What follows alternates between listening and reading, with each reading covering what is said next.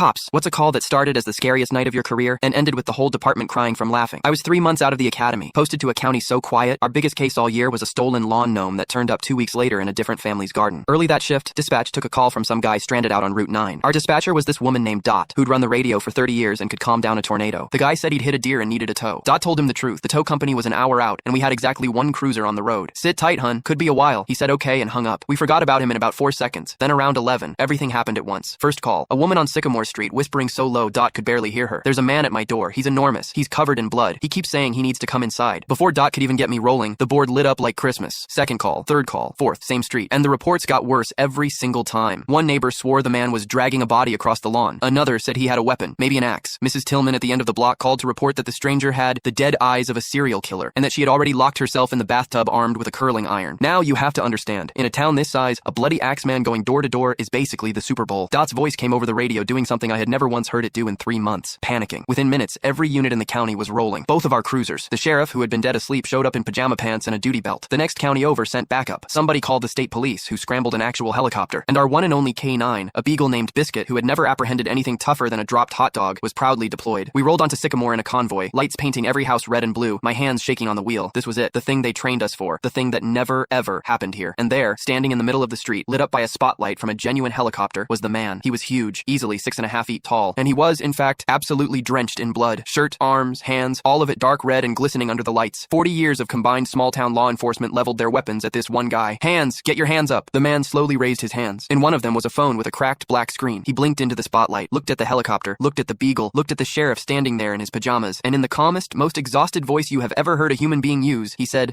is one of you a tow truck? His name was Bo. Bo had hit a deer out on Route 9, a big one, and he'd done the decent thing and pulled the animal off the road so nobody else would crash into it, which is precisely how a man ends up covered head to toe in blood, hauling what 4 separate witnesses confidently described as a body. The axe was a tire iron. The dead eyes belonged to a man who had been awake for 19 hours. His phone